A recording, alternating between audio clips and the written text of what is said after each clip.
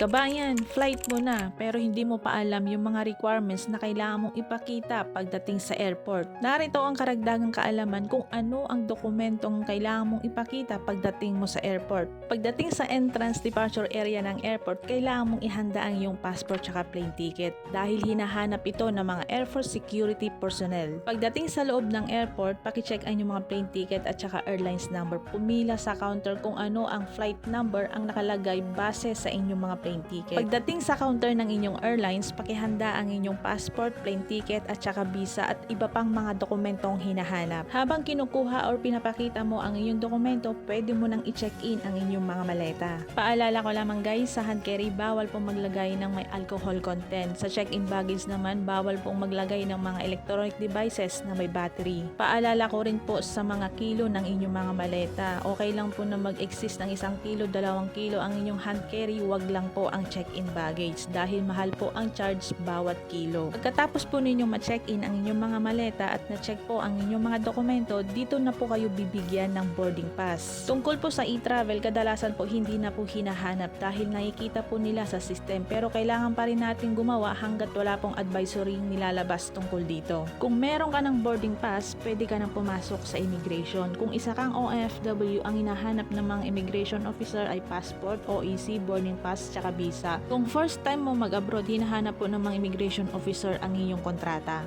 Kung hindi ka naman OFW, hindi mo na kailangan kumuha ng OEC, pero depende po yan sa isang immigration officer.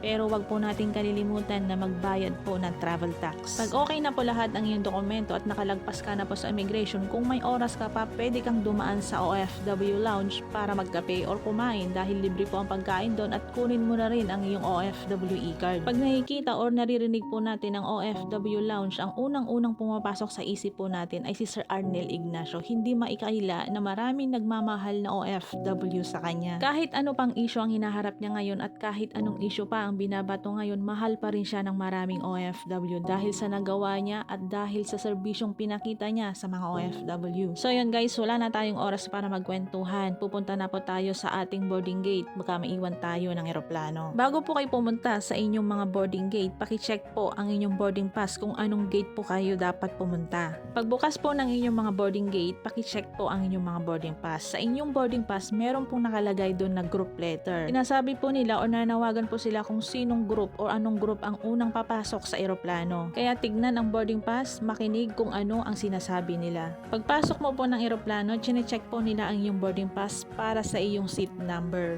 So yun guys, take off na ng eroplanong sinasakyan mo. Sana matupad mo ang iyong mga pangarap.